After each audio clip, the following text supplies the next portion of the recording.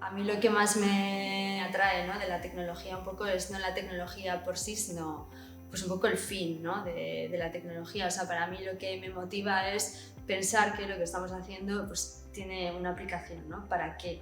Pues concretamente nosotras trabajamos en el área de movilidad y logística y pensar que pues la tecnología que desarrollemos pueda servir para pues, conseguir que la movilidad sea más sostenible o puedan desarrollarse nuevas formas de pues eso, gestionar esa movilidad, personalmente es lo que me motiva.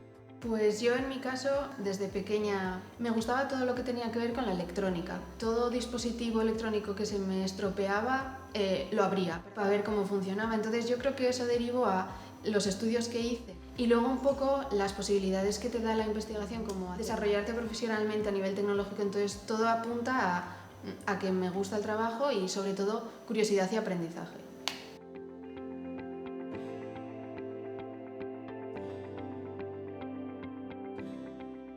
En la carrera, pues eso, era claro que había más presencia masculina, en mi caso de informática. Pero bueno, una vez llegado aquí, por ejemplo, a Bicontec, ya a la misma entrada, o sea, ya llegar y saber que, vale, tu directora va a ser ya una mujer, ¿no? En mi caso es Esti, y que encima de Esti también hay otra mujer, ¿no? Y bueno, se ve que va cambiando un poco la cosa. Creo que está cambiando, pero aún así las desigualdades que existen en la sociedad pues, se ven reflejadas también en el mundo científico.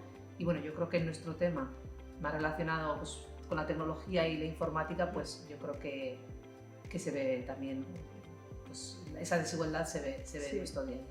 Totalmente de acuerdo. Sí que noto como que sigue chocando a mí todo que digas una ingeniería en informática o cualquier tipo de ingeniería que sea mujer, medio hombre, como que se nota esa diferencia.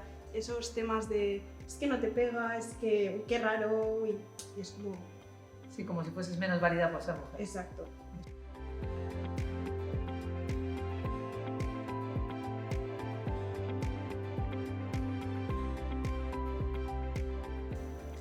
En mi opinión, sí que tiene que ver que el número de mujeres sea inferior por la falta de referentes, porque si tú como niña desde pequeña nunca ves a mujeres en cargos importantes, muchas veces piensas, a lo mejor yo es que tampoco puedo llegar a ser eso.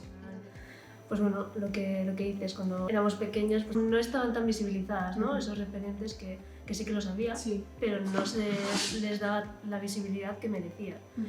O sea, siempre cuando hablan de referencias, ¿no?, tú te imaginas a, pues eso, a Marie Curie, claro, y a no sé quién.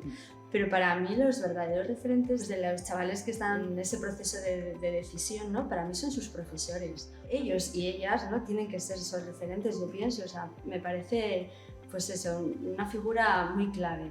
Yo he hecho la vista atrás y tuve una profesora de matemáticas maravillosa y estupenda. O sea, para mí era como un referente, ¿no? Me encantaba cómo se explicaba, cómo explicaba las matemáticas a mí. Y sí, en mi caso tuve referentes femeninos pues muy buenos.